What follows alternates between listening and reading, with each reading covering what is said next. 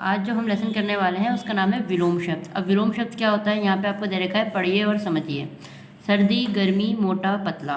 ऊपर दिए गए सर्दी, गर्मी, मोटा, पतला शब्द एक दूसरे का उल्टा अर्थ दे रहे हैं, ऐसे शब्दों को विलोम शब्द कहते हैं। तो जो भी शब्द किसी का उल्टा मतलब बताते हैं उसे हम क्या कहते हैं, विलोम शब्द कहते हैं।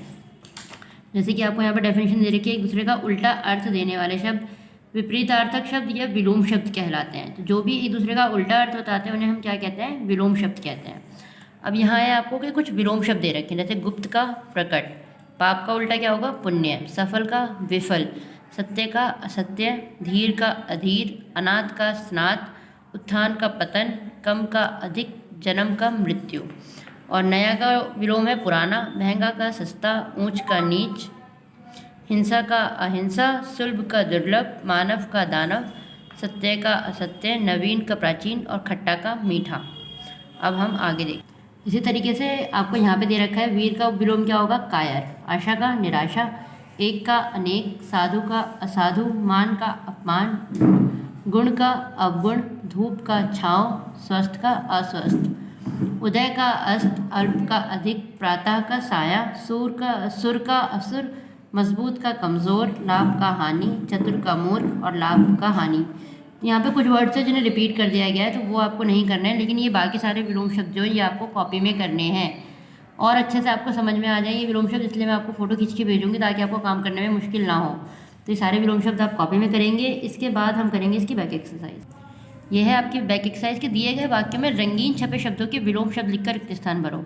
यहाँ पे आपको कुछ शब्द दे रखे हैं जो रंगीन है, जैसे मेरा पेन नया है पर तुम्हारा डैश है।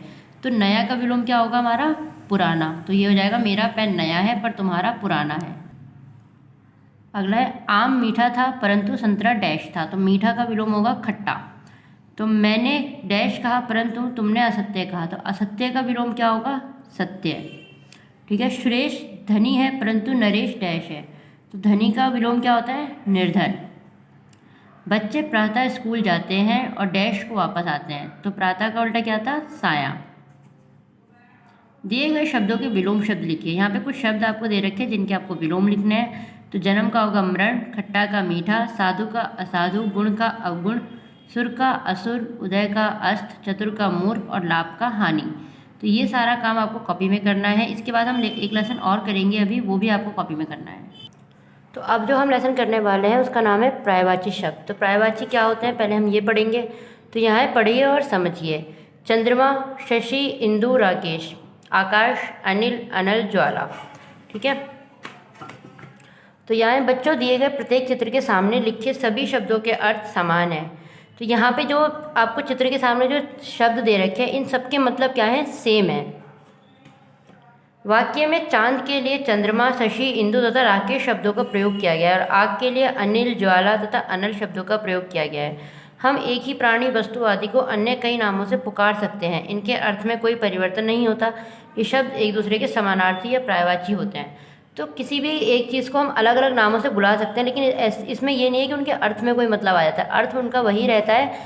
तो ये क्या दे रखा है, जैसे अगर हम चंद्रमा बोल रहे हैं तो हम उसको शशि भी बोल सकते हैं, उसको इंदु भी बोल सकते हैं, उसे राकेश भी बोल सकते हैं और चांद भी बोल सकते हैं।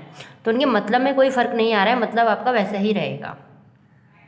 परिभाषा आपको दे रखी है कि एक समान अर्थ वाले शब्दों को समानार्थी या पर्यायवाची शब्द कहते हैं।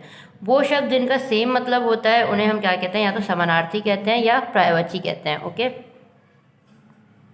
अब यहाँ आपको कुछ पर्यायवाची शब्द पढ़िए और समझिए और याद कीजिए। यहाँ पे कुछ पर्यायवाची शब्द दे रखे हैं जो आपको पढ़ने हैं, समझने भी हैं और याद भी करने हैं, और ये काम आपको कॉपी में भी करना है। ये सारे पर्यायवाची जो हैं ये आपको कॉपी में करना है। मैं फ़ोटो खींच के भेज दूँगी तो आप उसमें से देख के कर लेना। जैसे नदी के और क्या नाम हो सकते हैं, सरिता, तरणी और तरंगनी। पक्षी का खग, पंछी, परिंदा। पिता का जनक, तात और बाप। पेड़ का वृक्ष, तरु, विटप। पानी का जल, नीर, वारी। मछली का क्या हो सकता है, मीन, मत्स्य, मकर। बाघ का उद्यान, उपवन, बगीचा।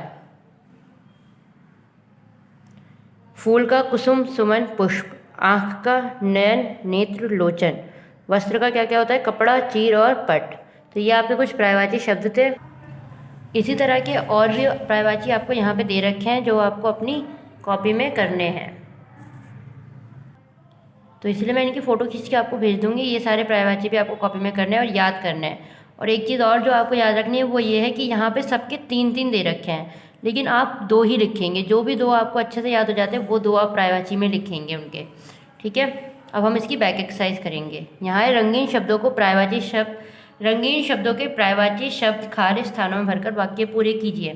तो ये है आज आकाश साफ है। आकाश का पर्यायवाची और क्या हो सकता है? आसमान। तो आसमान में तारे चमक रहे हैं। डाली पर फूल खिले हैं, रंग रंग के डैश खिले हैं। तो फूल का पर्यायवाची हो सकता है पुष्प। आग का दूसरा नाम क्या है? पावक भी है। अब अगली जो क्वेश्चन है उसमें दे रखा है कि सही शब्द पर डैश का निशान लगाओ। तो जो सही पर्यायवाची शब्द पर टिक का निशान लगाओ। तो यहाँ पे है कि धरती का सही क्या होगा? सरोज या वसुधा? तो वसुधा होगा। तालाब का सही क्या होगा? नदी या तड़ाग? तो तड़ाग होगा। घर का सदन पवन? तो सदन सही है।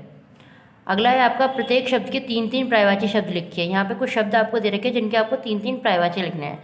जैसे भौरा का दे रखा है तो भ्रमर, मधुप, अली। पिता का बाप, जनक, तात। बाग का बगीचा, उपवन, उद्यान।